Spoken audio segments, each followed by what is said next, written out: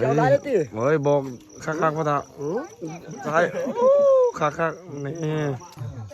พี่น้องนี่มาเด้อมาเด้อซอยจุฝากติดตามนะครับเด้อช่องเคยลาคุณหมุนครับพี่น้องเพิ่นมาตรวจนะพอดีมาตรวจฮอนนะโอเค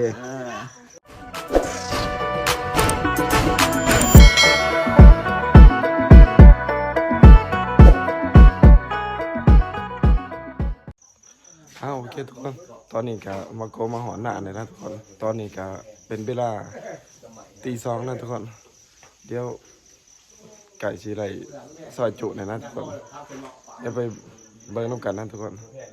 รอถ่ายแป๊บนึงนี่ก็ทีมงานเพิ่นมาไหนนะนี่มีทีมงานเพิ่นทีมงานหนาทีมงานหัวหน้าเพิ่นก็มาเพิ่นกำลังเตรียมเอาออกมานะทุกคนแล้วก็มีดาวมาจากฝั่งไทยเคยดาวฝากช่องนะครับเด้อช่องเคยลาคุณหมุนครับนาซีหูได้อยู่ดอกนี่เนาะน่าก็เป็นยูทูบเบอร์กันนะทุกคนพอดีมาพอกันครับมาเป็นเคยอย่างนี้พอดีก็พอเพิ่นนี่แหละฝากติดตามนะครับเด้อช่องเคยลาคุณหมุนครับพี่น้องเพิ่นมาตรวจนะพอดีมาตรวจฮอนนะโอเคเดี๋ยวมาตรวจน้องกันพี่น้องเด้อเสียงกับบ่มีมาเลยโกโก้ขอ3ก็เลยสิจ่าแล้วล่ะนี่เบียร์ที่อยู่บ่เอาว่าหนาเพิ่นเอาทัวร์มานะทุกคนทัวร์จังหวะกำลังงามเห็นบอกว่าจะตีกันแต่ก็มีคลองแถโบกไอ้จะโบกกัน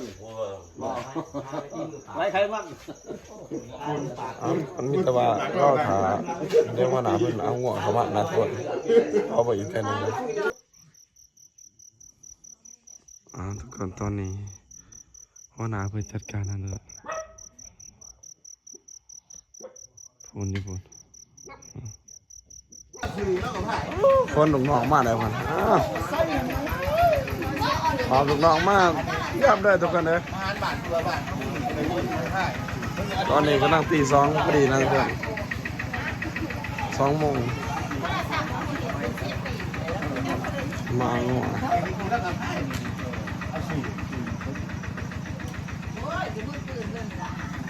เราไม่ยิงใครยิงเราเนี่ยทุกคนหัวหน้าเพิ่นเอามาเลยกำลังจัดการนะกำลังจัดการนะทุกคน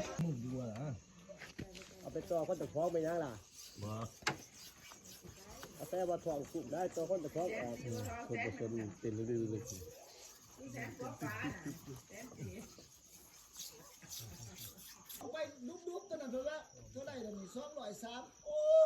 ดอนแดงโทษท่านตะคอกจะขี้ข้านโทษตะคอกจะหูเมื่อโทษมายิงคู่ไอ้เพื่อนดอนเขาแล้วคนนอนเมื่อยหาหมูเลยครับแล้วก็เคยเราก็ลงบนพกมากันนะทุกคนกำลังเห็นผลพกมากันกระสอบก็ได้นะกระสอบเอาเงินหันแล้วปูออกเชื่อมหันเพิ่นก็มาจากอุบลเหมือนกันนะทุกคนอย่างน้อยเหมือนทองตาเกลือนี่น้องเขาเรียกอะไรเอาลูกโอ้ยแม่เมื่อไหร่นี่หุบไปหุบใส่ถ้วยไปเลยจัดเลยพี่น้องนี่มาเด้อซอยจุสดๆกาคลองได้นะพี่น้องจุกับจุอันบอกผ่าไว้ดินี่หน่อยได้นี่นี่มานั่งไหนทีโอ้ยยังกันค่ะเพิ่นมาจากอุบลนะทุกคนเป็นเคยนะเคยอุบลมันเป็นเคยอย่างนี้นะครับมันเป็นเคยอยู่นี่เนาะลืมไปเคยนะคนอุบลนะทุกคนใส่เดืออัดที่เอาสวยนั่นเด้อน้ำทางเต้าเดือดเนี่ยฮะเอา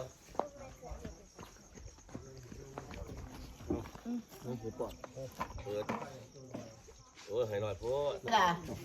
โอ้หอดดอกเลยนะจ๊ะทุกคนมาของแท้แบบสมัยเจอกันมาทุกคนมาใส่นั่งก่อน ต้องนัดกัน ครับมวนเด้อ นัดผู้นี้ร้อนเด้อเป็นผู้นัด โอ้สุดยอดขนาดทุกคนเลยเออ ไว้ลักษณะกันมีได้ลูกว่า แซ่บบ่ผ่านต้นสุดยอดแบบไหน มันเข้มนะ มันมาอันดับบอกโอ้นี่อันดับบอก มาทุกคนมาได้ที่ได้แล้วนี่ แล้วก็ก้อยเส้นเดียวจังเมือง ไม่แข็งประเทศเจ้า เป็นยัง เจ้าเจ้า นั่งได้อยู่กินหนักไม่ใช่ช่วยหรอก จุมาทุกคนมาจุ ซอยจุซอยจุ คมดำๆจุเอ้าครับพี่น้องครับ มันทั่วกันว่าอะไรสีดยาแต่ว่ามัน ผมทั่วกับต้นๆหน่อๆเนี่ยเก็บกำลังเก็บมา นี่ดิตัวตัวอยู่นี่นะ บ้าง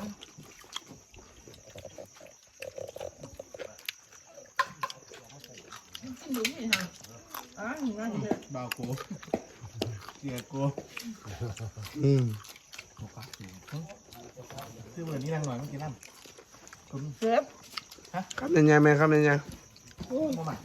ก็ปุ่มนี่ อืม แม่เบิ่งแม่น่ะก็ได้ว่ามาใส่ลูกเคยกับชิพดี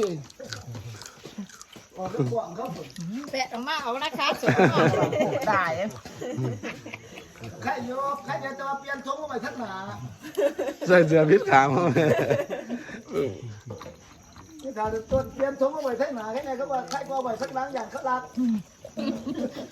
ใส่เงินแค่เล็ก พี่เปล่าร้ายเนาะ ผมไม่ขึ้นนี่คือประถ่วงขนาด มันเนี่ยมันเห็นมัน มึงว่าขาดที่ไหนเอาไปหมดนะไปหมด หลังกว่ามาอีกสินะเอ้ย มาทุกคนมา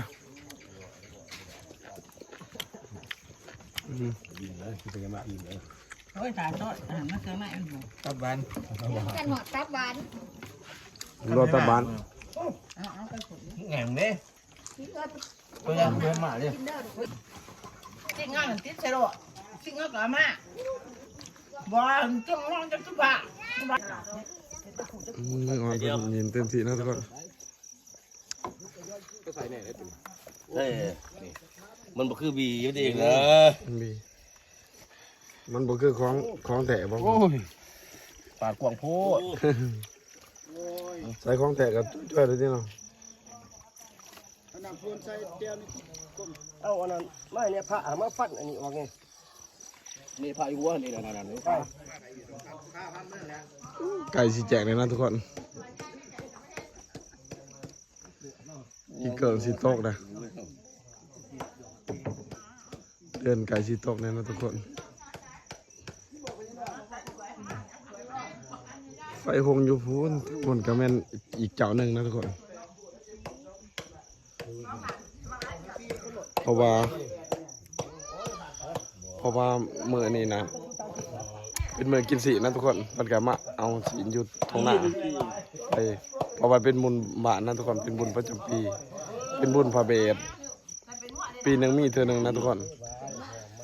ไพ่บางกับมาดินมากินน้ำกันไหลด้วยทุกคนบาทเมืองจะประสาแข้งจะประสานะทุกคน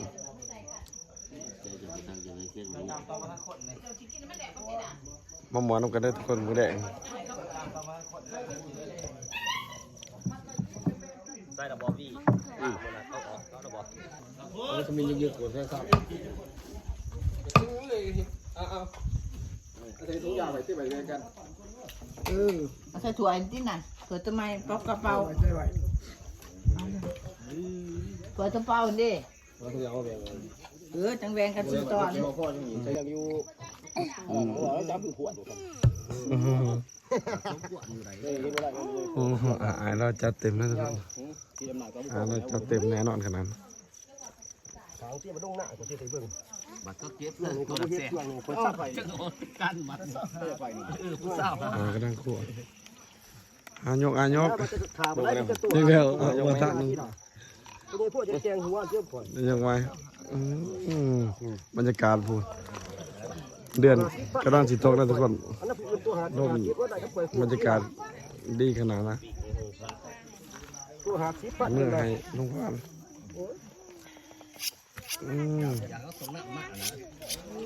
จานในลุงพ่อกับพ่อก็เอาไปสายพ่อตาสายสาย พอเดี๋ยวเดี๋ยวได้แล้วติ เฮ้ยบอกข้างๆพ่อตาสายข้างๆนี่สุดยอด อ้าวตัวนี้มันเป็นหนอกด้วยนี่เด้อ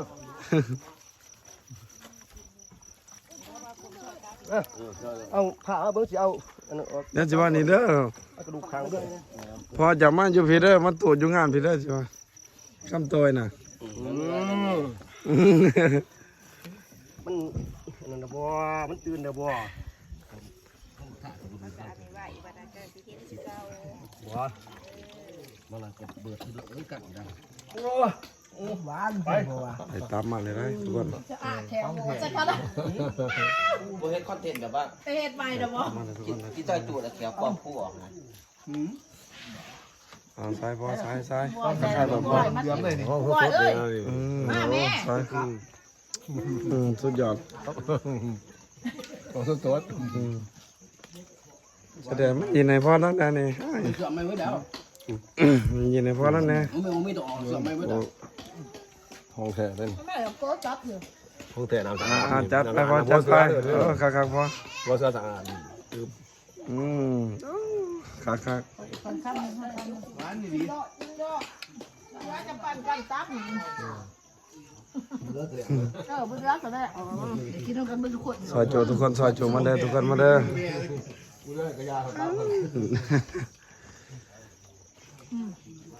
กิน ปีนาบ้านอย่างนี้เลย เรามาหาปี เดือนนานี่แล้ว เรามาหาปีก็ต้องได้กินตับนะหาปีเดี๋ยวบ่ได้กินตับ กินโลโต๊ะของมึง กิน มาถึงเอาไปกินหมูอยู่แล้ว ใส่จากบาทบ้าง เดี๋ยวไว้2ตัวเลย อ๋อ โอเคของบ่ครับ หายหายทุกอย่างเบิดอ่ะ ทุกคนตับนะทุกคนตับมาเด้อทุกคนเด้อ เห็นจับ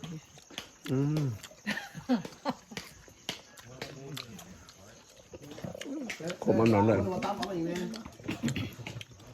ถึงเบิดก็ได้ไป เราโทษกันหลาย คือคนเปลี่ยนตัวอยู่บ้าคิดอันนี้เบิดเนา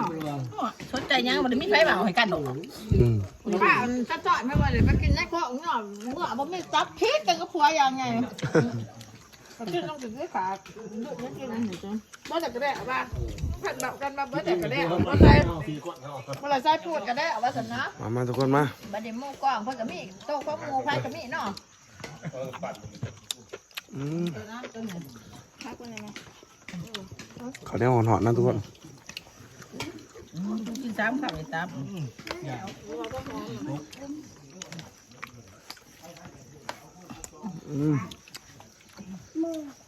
เสียงจนบ่มีนะทุกคนเสียงจนบ่มีจานนักหลายตั้งแต่มือมาบ่ทันได้ฝากเลยตอนเหนืองเลยนะทุกคน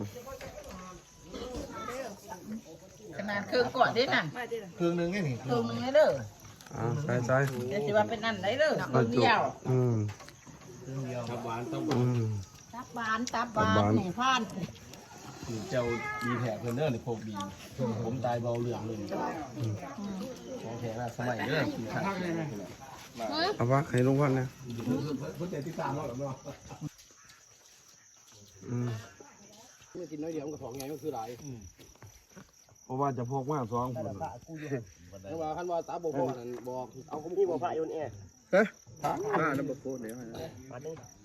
วันนั้นเราเดียวที่ดึกๆนะเดี๋ยวว่าเมื่อ3 โอ้แล้วถูกใส่ถูกอยู่บ่ มาเที่ยวเพิ่นติดด่างเด้อ สิบ่ตามลูกมันใส่ถูกใส่อยู่บ่ล่ะบ่ เนี่ยน่าสมัย ดาบาดนี่ มาทุกคนมาขอใจว่าขอใจ มาบ่สิมันนั่งใส่ขวดจักบาทมันก็บ่ได้ เมฆเบิ่งพอดีบ่วะ จับเลยจับเลยคิดได้มันเบิดอยู่ซั่นนี่ กินให้เห็นบ่กินตึ้งมันก็ไม่กิน จับ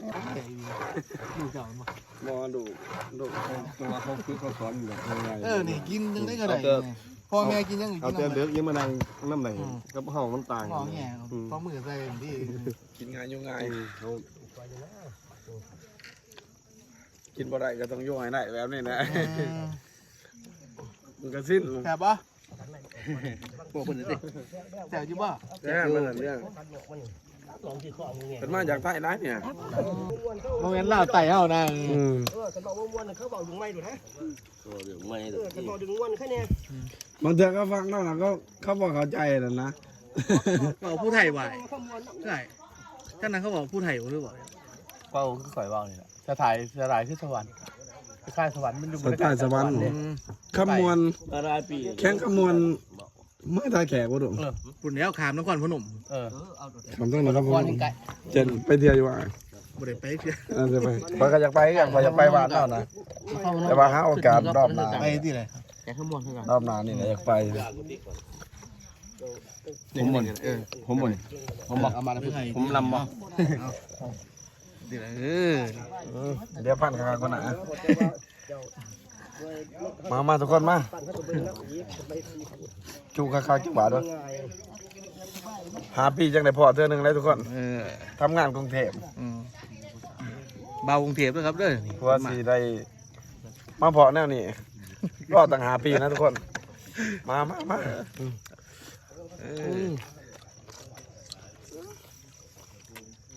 ของแท้แซ่บอีคักจุนะบัวไหลบัวไหลคักอู้นขมแดงหนามบ่ กินเพชรเลยคือ หนามบ่จิ้มเจ้าบ่อู้บ่มีเพชรเนี่ย ส้มตำนี่ได้เลยบอกว่าเพชรมันบ่เพชรได้ โอ้เนี่ยเนาะ ได้จะกระเพชรยังค่อยบ่สนเก่ง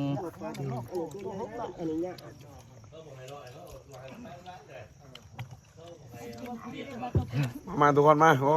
เดี๋ยวทุกคนมาเสียบกันรสชาติแน่นอนบ่ผิดหวัง ดันไปจังใหม่ ว่าผู้ชายเกาะก็ต้องคือกินถึงบ่ล่ะถ้าตะโม อิ่มได้ อะไรไปปีกเลยกูไปปีกไปปีก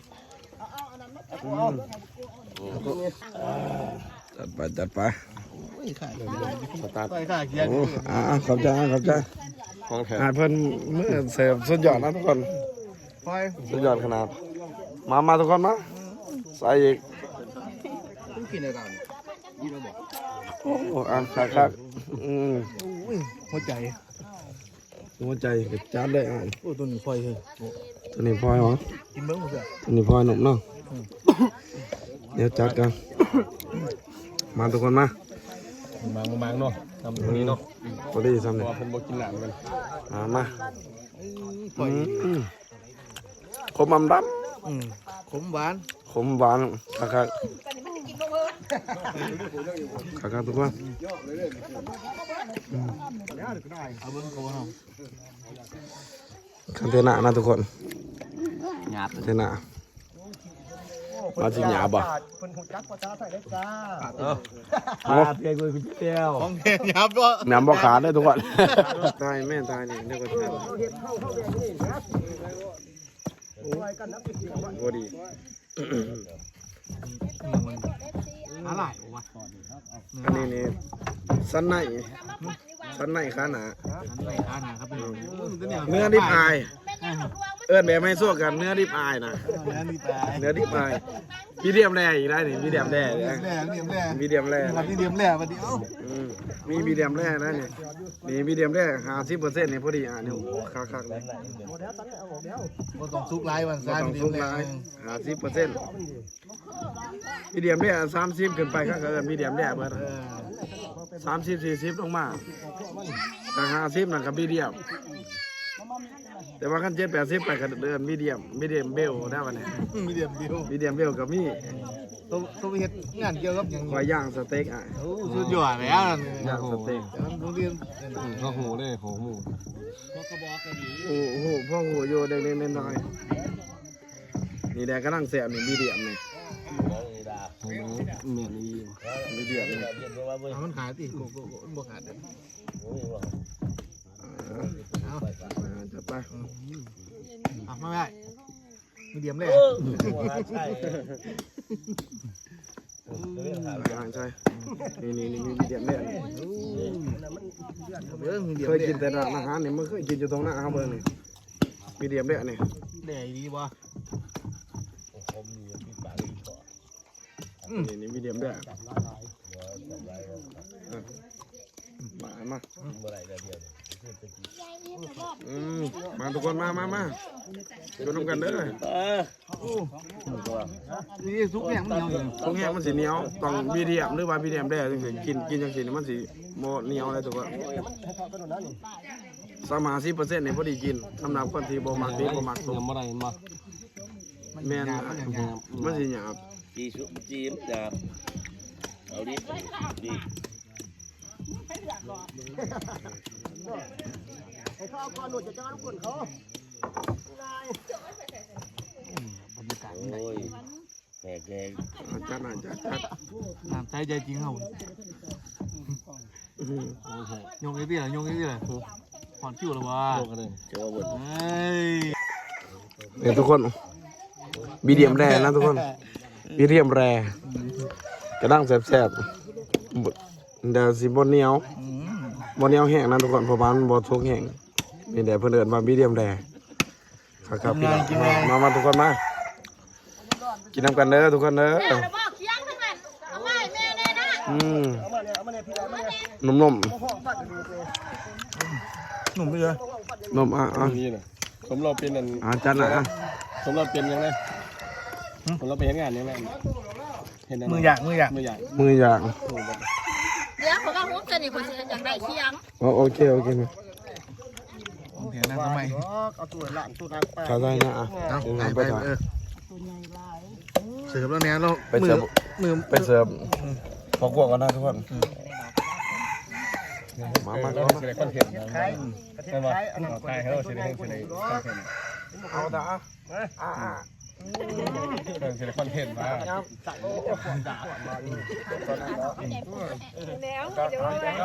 แบบหูบริยินต่อหน้าจ่าเลยแก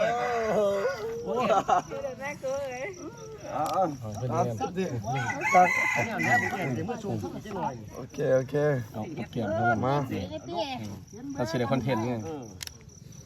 แกมาซิมมีเดียมแร่เนี่ยมันจะว่ามีเดียมแร่เป็นแนวอะไรเย็ก จะตะเกียร์เลยเขาแล้ว เอาไปมีเดียมแร่เนี่ยย้ายโยมามีเดียมแร่ จักตะเกียร์เลยเราต้มล้างบอกที่กูมันเคยอยู่นี่ เฮ้ยบอลลูก มันเคย เรารออยู่เลย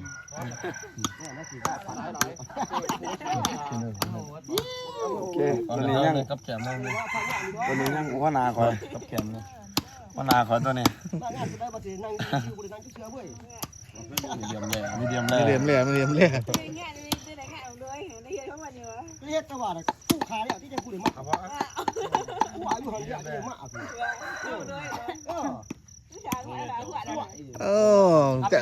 จักใจบนเขาเองกู ชวนโหดด้วยเอากับแกมไผ่ก้อนเรา รับที่เห็นครับหรอบ่ เข้าขั้นเลย ว่าจ้ามันจะเป็นบ้านขนาดนะมึงปั้น บนเขาดินเอาลาให้เราเนี่ยนะให้เอาลาเนี่ยฮะทานเนาะ ร้องร้อง ให้ลูกพี่เขาเนี่ยเอา โลนึง300พุ่น จัดเดี๋ยวทีได้กินดีม โลนึง300พุ่นเด้อ มีเหลี่ยมแหละ พังยก ทางยก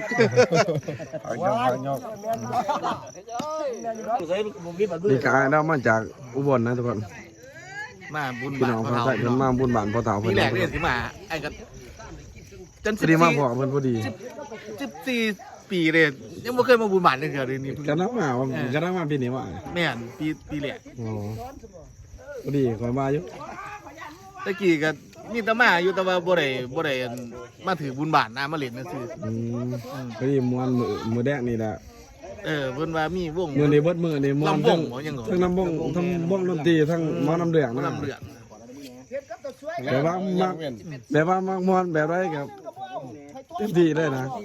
นี่เราก็มาจากอุบลคือกันนะทุกคนคนไทย แล้วเป็นคู่เด้ มันเป็นครูนะทุกคนเป็นอาจารย์สอนนักศึกษานะทุกคนมันก็มานำคือกันมันจุน้ำกันน้ำมาหอดเทียงหน้าเลย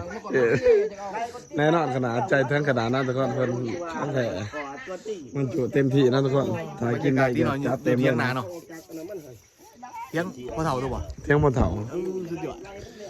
เทียงบนเถาบางก็มีอยู่นี่เทียงหนึ่งแล้วก็อยู่บนเทียงหนึ่ง โอ้2เทียง แล้วก็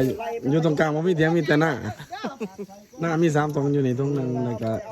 อยู่ตรงกลางตรงหนึ่งแล้วก็ขยับลงไปพอดีกับตรงหนึ่ง โอ้ กับไฟเขาจังซี่กันนะ โกหนูจักเบิดเด้อมองในหมุนไม่เฒ่า นี่ก็แม่เถาวางก็เองนะทุกคน จักเบิด มาเด้อทุกคนมาเด้อเด้อบีมเลยนะทุกคน เคยกลางบ่หรือเคยหล่ะ กลางที่ฮะ ป้าได้ กลาง โอ้นี่เคยกลาง กลางบ่ลูกเคยที่3น่ะ 3 เคยที่3มันยังมีหลายน้ำมันก็ได้บ่ว่ากลางก็บ่กลาง ลูกสาวทุกคน ลูกสาวหาสาวสอง อันนี้เคยคนที่สามโอ้ยังมีหน่อยกว่านี้อีก ยังมีน้อยกว่านี้อีก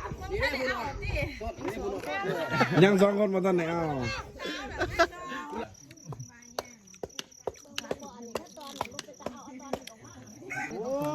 เอา10ขีดมาทุกคนมาทุกคนมา ข้อสีมะม่วง เอา10ขีดมาเด้อมาเด้อจัดลงจัดเอามีซอยบ่โอเคเอาทุกคนมาจุดลงกันว่า ปิ้งชุบดูร้านบุแสบได้โก บีเดียมได้พอดีครับตอนนี้เรากำลังแบ่งโผลกันอยู่นะทุกคนแบ่งโผลกันไปเบิ่งแบ่งโผลในร้านได้ทุกคนเต็มที่เลย4โผลนะทุกคน4โผลเนี่ยโผลนะก็ไม่น้อยๆนะกินเต็มที่กินเต็มที่เดือดกับ4โผลนะทุกคนงัวโต1โต8 ล้านกีบนะทุกคนแบ่ง4ผูดหลายลายแต่นะทุกคนกำลังแดดคือมื้ออื่นพาอยู่ไก่ก็ไม่กินศีลกินกับปุ่นน้ำกันเด้อพี่น้องเด้ออยู่ที่บ้านเมืองจะประซักแกงจะประซักนะพี่น้องมันดินมากินได้นะทุกคนยินดีตอนรับนะมาไหนเด้อเอาโอเคแบ่งแนวนั่นนะเดี๋ยวเป็นแบ่งโผล่กันเรียบร้อยเอาโผล่เลยนะทุกคน เอาไหนละเอาไหนละ อ่ะ การเบิ้ล สลัดเนาะเอากล่องข้าง ของข้าวเอาทุกคน บอกแม่เอากล่องข้าง เอาเดี๋ยวก็สิเอาเมื่อเฮ็ดกินเดี๋ยวก็สิแจกนะทุกคนเดี๋ยวแขกคนมานี่ตอนรับแขกคนมาเพิ่นมาบุญนะ ข่อยช่องทางสีแล้ว มากินน้ำกันเด้อทุกคนเด้อ ไม่ก็น่ะกระทั่งห้าหัน อ่ะโอเคเดี๋ยวมันก็สิจบคลิปเพียงเท่านี้ก่อนนะทุกคนเดี๋ยวไม่เจอกันคลิปต่อไปนะทุกคนก่อนอื่นก็ขอบคุณพ่อแม่พี่น้องที่เข้ามาติดตามรับชมจนจบนะทุกคนขอพ่อแม่พี่น้องเป็นกำลังใจให้เด้อสบายดีบัดนี้ นังหัวอัน